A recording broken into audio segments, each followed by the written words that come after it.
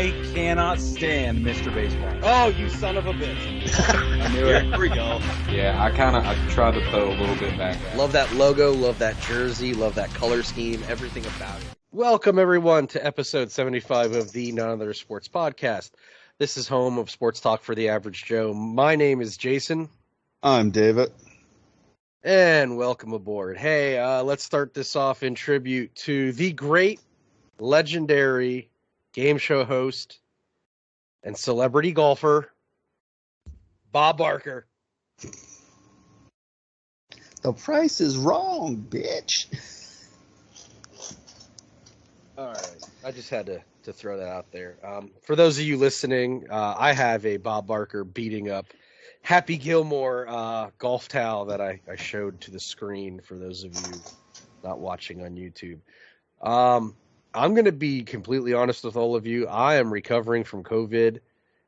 I'm going to try to mute myself coughing during this recording. I may not get to it the entire time, and for that I apologize. I got nothing else at the moment. Sorry, that was me fighting back a cough, see? Just being honest with you. As David laughs. Hey, it happens. Trust me, I get it. And anybody else gets it. It's just how it is. It's a horrible thing. All right, let's get into this. The NFL is it's kicked off. Last night was the first game. Let me just say this. Let me preface it with this. Thursday games suck. They really need to do away with Thursday games. But they're never going to do that. So the NFL's considered it a few times, but then they get big fat paychecks for it, and then they don't. That's the point. They're never going to do that. But they get that nice chunk of change. They're aware that Thursday games suck. And they're aware that Thursday games are potentially hazardous for the health of the players because they're not getting enough time to rest before those games. If you play on a Sunday, you go play on a Thursday, then you only got so many days just to practice and rest. What if you play Monday and you play Thursday? Then you're more foobarred. Right? So the Chiefs aren't off to a good start. They lost Travis Kelce, which that'll tie into fantasy football, although I don't have him this year. I didn't pick him. I chose not to pick him this year, and I think I made the right decision. Well, speaking of speaking of fantasy football. I mean, are we going to do it now, or are we going to talk about the Chiefs? Because I can talk about it now. I don't care. Don't matter, because I know how you are with fantasy football. Yeah, I got two teams going. I got the Othership league.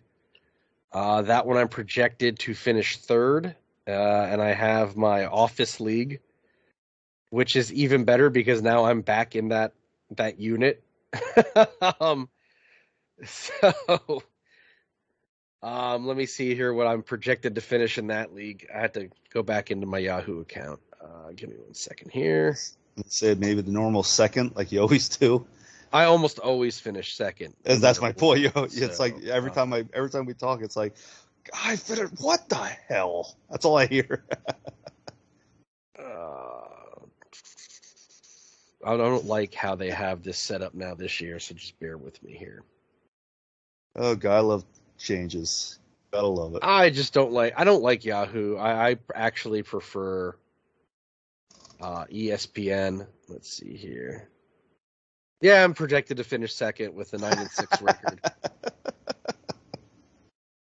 But so here's the thing with my office league. The one guy, every year he has an A+ draft. Right? That's his draft grade. Every year it's A+. Every year he auto drafts. Every year he never finishes at the top team like he's always projected to. Because it doesn't matter. It doesn't matter how good your draft is. It matters how good you manage your team. And those are two different things. So yes, do I draft and end up and I'm always projected for second place? Yes. But there have been years where I end up in second place simply because I lost the championship, not because I finished overall like second place. Like that was a discussion in the office the one year because my buddy Jesse, who listens, he had the most points, and I had the best record. And we were basically 1A and 1B, and then he beat me in the playoffs. That's how I finished in second. Gotta love it. So a lot of times we've talked, and you've just been so frustrated, like, I give up. I'm never doing this again. Never. I'm done. Fantasy football is very frustrating. You don't say. The draft is almost, for me, the draft is almost always the most frustrating part. Now, this year, I didn't have a game plan. I'm just like, I'm going to figure out, based on my draft pick, who my best options are for my needs. You have to balance bye weeks. You have to balance schedules. So, like, you don't want to have too many people with the same bye week, which unfortunately that happens sometimes just based on your needs and who's available at that moment when you're drafting. Because, like, going in with a game plan almost always fails. Go figure. At this point, I don't look to get specific players. I look to get specific positions. So ideally, I like to get at least a running back and a wide receiver for my first two picks and kind of like form a core around that. Which is pretty much what I did with both teams. I think both first picks were Christian McCaffrey. So yeah, I know. I figured you'd be happy with that. Hey, hope he performs well. I'm projected to win both games this week, so I can't complain too much. If George Kittle could get healthy, though, that would make things a lot. Yeah, I know. Trust me. I took him over Travis Kelce, which is debatable. Trust me, I know. Trust me, some of the injuries I've seen, it's just like, oh, come on, really? If I could get him healthy, that would probably put me over the top for my office league game.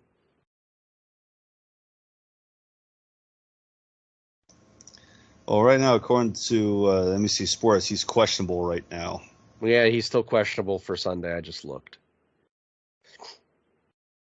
So, yay, injuries. Yep.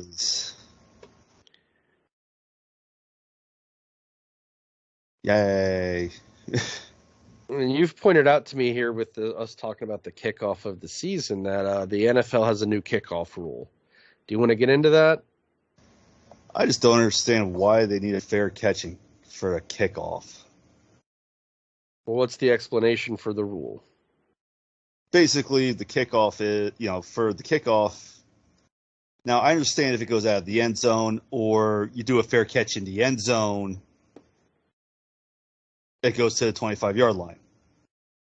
But apparently, if you do a fair catch anywhere like between 25 and the end zone, it goes to the 25 instead of where you do the fair catch at. From what I've read. Now, I may be wrong, but that's what I've read. Unless I misread it, but that's what I was getting out of it. Your cat, your cat has something to say. Oh, Jesus. I want to talk. I have 2 cents here. So this is based on a rule change that college football's been using since around 2018. So, I mean, we're probably used to it from the college games. So I don't think it's going to be a big thing to get used to in the pro game. And most players since that time period probably are playing in the NFL anyways. So this is a rule they're already familiar with. I don't see a huge issue with it. I understand that the idea is to drive down the concussion rate. Also want to drive down the concussion rate, take what the XFL does for kickoffs.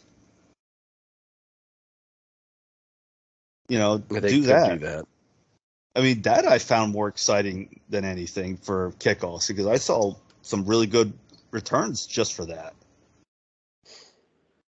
I mean, if they want to do to lower concussions, to lower high impact, use that. Yeah, that's not a bad idea. I mean, they won't adopt any XFL rules until the XFL folds because that's what they did last time. Yeah, sure, why not? rules that actually work and lower. That's how we got high Skycam. impact.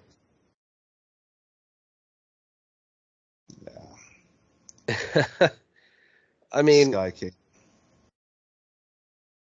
at this point, it's going to be all NFL all the time on your major sports networks, which is annoying to me, is how I will word it. That good, huh? It's a big reason why I don't watch a lot of ESPN, to be truthful with you. It's still baseball season for me. We aren't even in playoffs yet. Well, the thing is, though, with the NFL wants all, be everywhere, but yet the NFL Sunday Ticket is so damn expensive right now. I hate to tell you this, it's always been expensive. Yeah, but it seems like it's been ridiculous. It's just only been expensive for DirecTV viewers. Now there's a little bit more access to it, and people are finding out, Jesus, this isn't a deal. I mean, here's the thing: if Sunday Ticket is good if you live in an area where your team doesn't play. Like, I'm a San Francisco fan, so that would be perfect. Right. But for me to pay that much money for to watch one team, right, does it really pay? Is it really? Well, worth it? there's other things to think about with that. Like, I know people who get it every year, and they would they might miss one local game because there's a Ravens game or there's a Steelers game that happens to be on the same channel that the Eagles were on or the Ravens were on. Like, you're going to miss like one game. Why are you paying Sunday Ticket for that? When, like, I know what we do every now and then, we haven't done it in a couple of years, is we'll get RedZone. RedZone for fantasy football purposes is really, really fun. It takes you to pretty much all the big plays of the game as they happen. So if like someone's on a scoring drive, that becomes the priority game that they'll show on RedZone. Yeah, I mean, don't get me wrong. I understand the purpose for the big NFL fans that want to watch every single game and all of that. Because look what we did with with the center ice package. Right. So I understand it for that, but for the people who just like me, I don't really want to sit there and to watch every game. I normally just put on the games that are on the TV, and that's normally it. I'm good with that. Right, and that's what a lot of people do. But yeah, I mean, I understand you got those big fans that want to have like 4 TVs going with 4 different games and things like that. My thing is, with the money you're paying for Sunday Ticket, comparatively, like in exchange for a center ice, you're getting a lot less for your money than you would be for a different sport, just based on the amount of games that are played. So I think there's how do I want to word it? I feel like maybe to the diehard fan, you're getting your money's worth, but looking at it from a cost-effective standpoint, you're paying a lot of money per game than you would be compared to a different sports big ticket thing. Fair enough. Yeah, no, that's Spend the $10 and just get RedZone. Make your life easier. You can watch all the games, or at least all the clips of the games.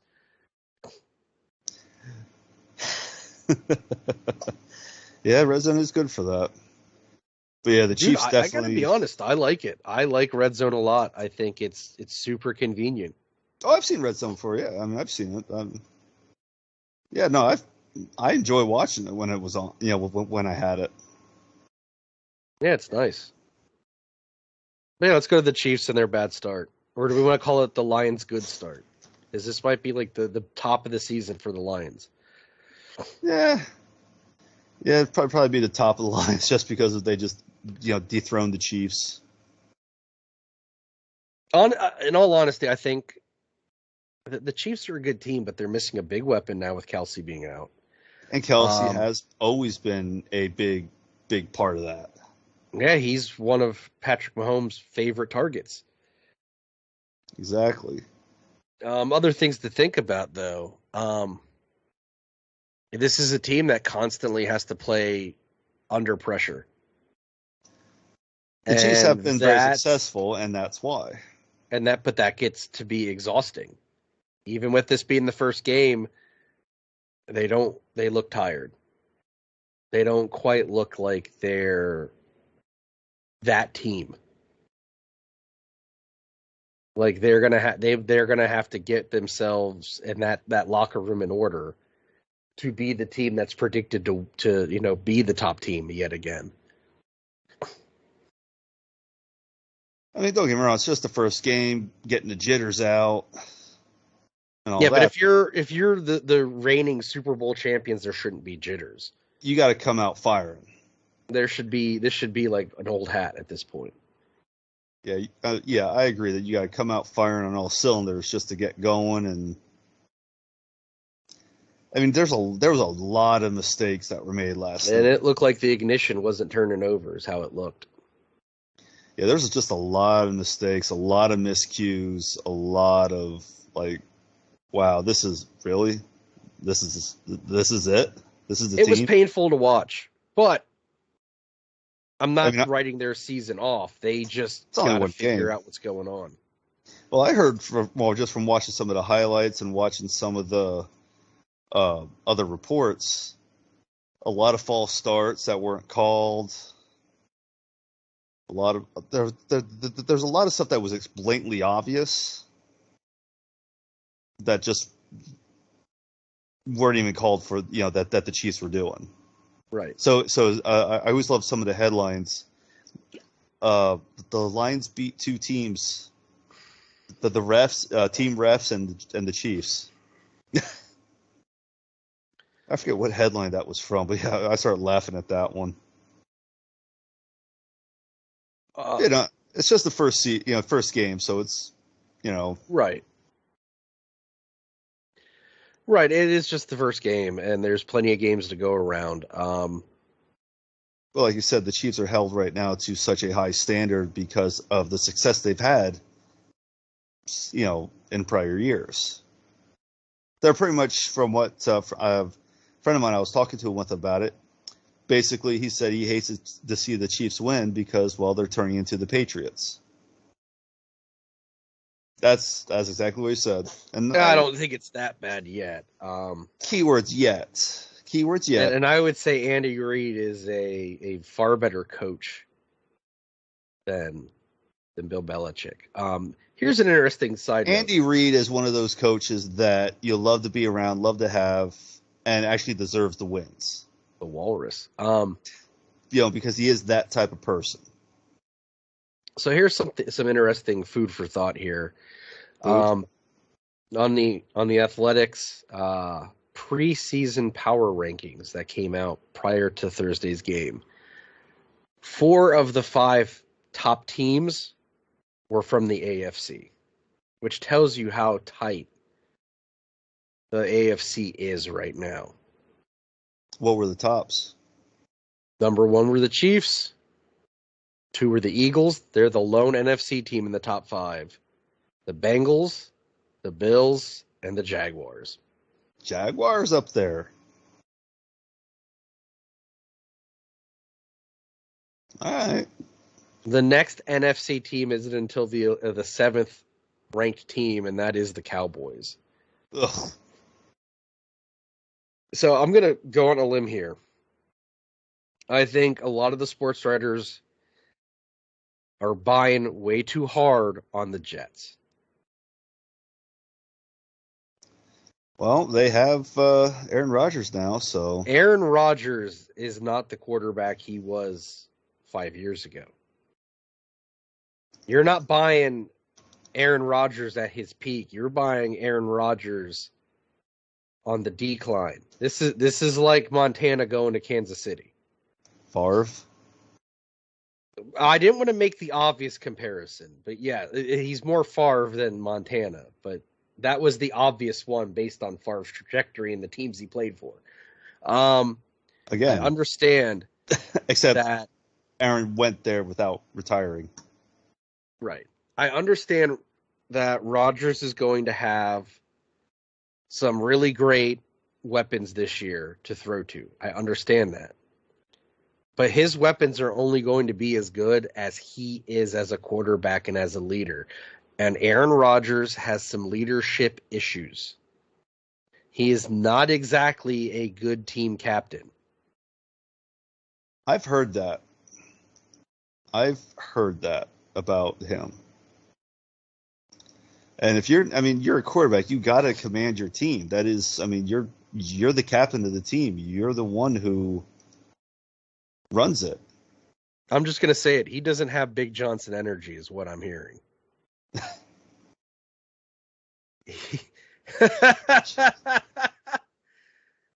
That might be the note to end it now. Oh, good Lord. Good Lord.